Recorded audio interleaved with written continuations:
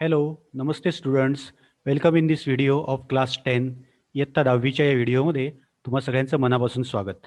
पहिल्या व्हिडिओमध्ये आपण अ टीनेजर्स प्रेयर या कवितेचा अर्थ व्यवस्थित पाहिला होता. या व्हिडिओमध्ये आपण इंग्लिश वर्कशॉप व्यवस्थित बघणार आहोत. चला तर मग सुरू करूया आपण इंग्लिश वर्कशॉप. इंग्लिश वर्कशॉपमध्ये question number 1. Choose the correct alternative and complete the given sentences. या ठिकाणी आपल्याला योग्य पर्याय निवडायचा आहे आणि वाक्य पूर्ण करायचं आहे. हे तुमच्या लक्षात येत आहे. आता बघा, according to the poet dash dash dash are brought by each new day. इथे या ठिकाणी उत्तर काय येईल? New beginnings. न्यू बिगिनिंग्स हे उत्तर येईल. मग पूर्ण वाक्य असं होईल, according to the poet new beginnings are brought by each new day. Second, we must decide to take the road which leads to great success.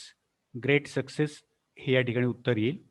Third, C बघा, the poet prays to the lord to help him stand for what is right. D, the poet wants to see that his teenage years have been the best years of his life. म्हणजे best हा या ठिकाणी शब्द येईल. आणि हे सगळे जे उत्तर आहेत हे तुम्ही, ही जी पोएम आहे आपली, या पोएममध्ये ज्या लाईन्स आहेत ते सगळं बघून तुम्ही ही उत्तरं सगळे लिहू शकतात. आता बघा, नेक्स्ट क्वेश्चन जो आहे, find and write the pairs of rhyming words from the poem. तर या ठिकाणी रायमिंग वर्ड्स हे आपल्याला लिहायचे आहेत.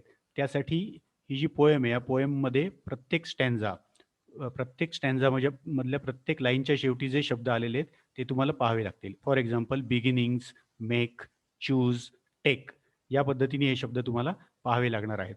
आता इथे बघा, find and write the pairs of rhyming words. आता first stanza, second, third, fourth and fifth 5 stanzas आहेत. या ठिकाणी उत्तर लिहिलं आहे बघा, make, take, success, distress, see, me, way, day, see, me. या ठिकाणी तुम्ही जर नीट पाहिलं तर हे तुम्हाला सुद्धा सहज लिहिता येईल. Make and take, success and distress, see, me, way, day. Again in fifth stanza, see and me. या पद्धतीने आपण रायमिंग वर्ड्स लिहू शकतो. ठीक आहे. यानंतर पुढे बघा, question number 3. What is the rhyme scheme of the poem? Choose the correct one from the following options. आता या ठिकाणी राईम स्कीम लिहायची आपल्याला. तर बघा, ही जी कविता आहे, हा फर्स्ट स्टँझा बघा, लास्ट वर्ड्स आपण वाचायचे.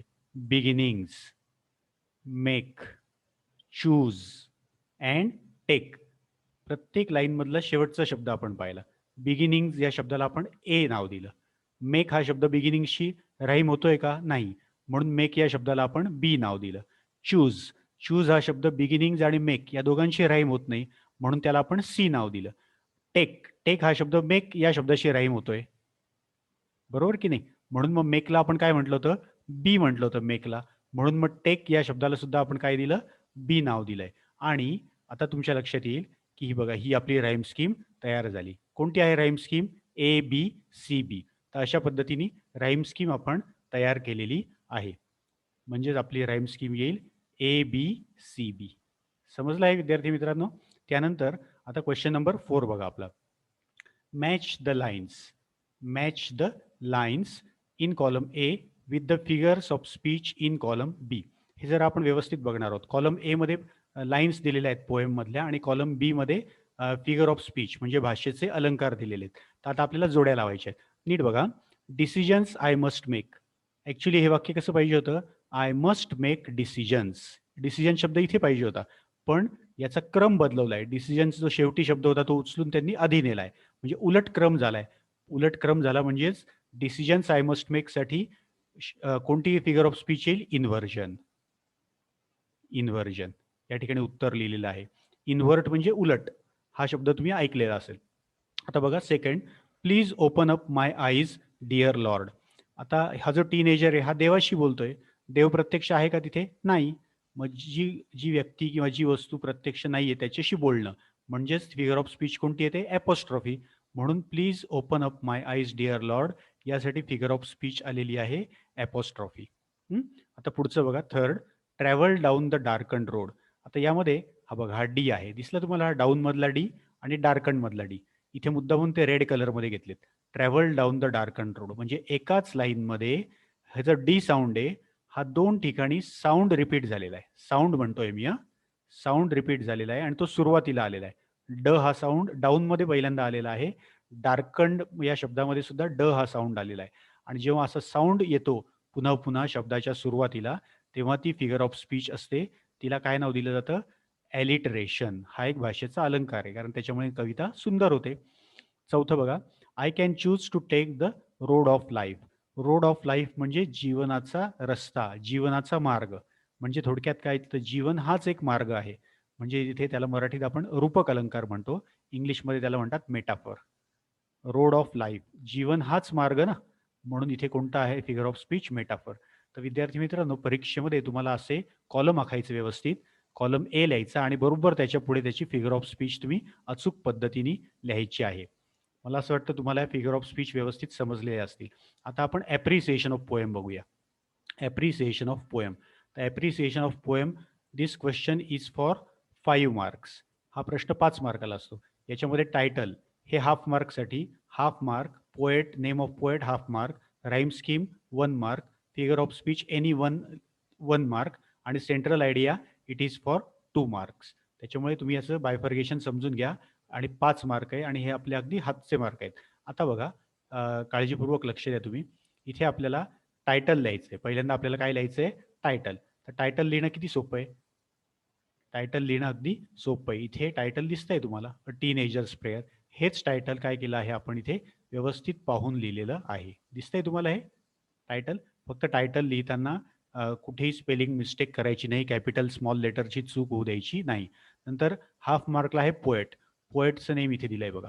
हे बघा इथे दिसलं तुम्हाला? नेम ऑफ पोएट जे मॉर्स. जे मॉर्स. तर हेच नाव आपण इथे व्यवस्थित पाहून लिहायचं आहे, जे मॉर्स. ओके. नंतर राईम स्कीम. राईम स्कीम तुम्हाला सांगितली आहे. हे बघा, ए बी सी बी कशी काढली ते तुम्हाला सांगितली. ती राईम स्कीम आपण या ठिकाणी लिहिली आहे. A B C B rhyme scheme, याला 1 मार्क आहे. आता फिगर ऑफ स्पीच. या कवितेमध्ये ज्या फिगर ऑफ स्पीच आहेत त्यासाठी आपण एक स्पेशल प्रश्न पाहिला होता. हा बघा, या प्रश्नामध्ये सगळ्या फिगर ऑफ स्पीच म्हणजे भाषेचे अलंकार, त्याची ओळख आपल्याला झाली आहे. मग हे 4 फिगर्स ऑफ स्पीच आहे याच्यामध्ये. तर यातलं कुठलंही तुम्ही एक लिहिलं तरी तुम्हाला 1 मार्क मिळेल. Apostrophe, inversion, metaphor, alliteration. Okay. अशा पद्धतीने तुम्ही फिगर ऑफ स्पीच कुठलीही एक लिहिली तरी चालणार आहे. नंतर सेंट्रल आयडिया. तर मुलांना याला 2 मार्क्स असतात सेंट्रल आयडियाला. सेंट्रल आयडिया म्हणजे मध्यवर्ती कल्पना. ही कविता वाचून ही कविता वाचून तुम्हाला निश्चित त्यातनं कुठला आशय कळला आहे, काय अर्थबोध झाला आहे, हे आपल्याला स्वतःच्या भाषेत लिहायचं असतं.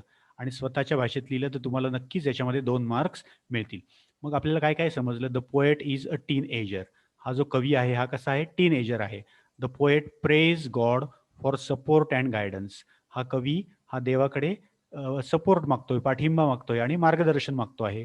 The teenager wants to get great success in life. हा जो टीनेजर आहे पोएट, याला त्याच्या लाईफमध्ये, आयुष्यामध्ये काय मिळवायचं आहे? ग्रेट सक्सेस, मोठं यश त्याला मिळवायची इच्छा आहे. The teenager requests God to help him. हा टीनेजर देवाला विनंती करतोय मदत करण्यासाठी. This teen age is the best period in life because God is with him. आणि याला माहिती आहे टीनेजरला की हे जे टीन एज आहे हा त्याच्या लाईफमधला बेस्ट पिरियड आहे, सर्वोत्तम काळ आहे, कारण गॉड इज विथ हिम, देव त्याच्या सोबत आहे. अशा पद्धतीने आपण ॲप्रिसिएशन ऑफ पोएम हे या ठिकाणी व्यवस्थित लिहिलेलं आहे. याला लक्षात ठेवा 5 मार्क आहेत आणि हे मार्कसुद्धा आपल्या हातातले आहेत. त्याच्यामुळे तुम्ही अतिशय काळजी घ्यायची आहे आणि छानपैकी याच्यात 5 पैकी 5 मार्क तुम्ही मिळवायचे आहेत. कविता समजली आहे? हा व्हिडिओ व्यवस्थित बघा. हे वहीमध्ये इंग्लिश वर्कशॉप आणि ॲप्रिसिएशन ऑफ पोएम तुम्ही व्यवस्थित लिहायचं आहे आणि पैकीच्या पैकी गुण मिळवायचे आहे. व्हिडिओ आवडला असेल तर मित्रांबरोबर अवश्य शेअर करा आणि वहीमध्ये मात्र अभ्यास व्यवस्थित करायचा आहे तुम्ही आणि मार्क्स छान मिळवायचे आहेत सुरुवातीपासूनच. Okay. Thank you for watching this video. Bye.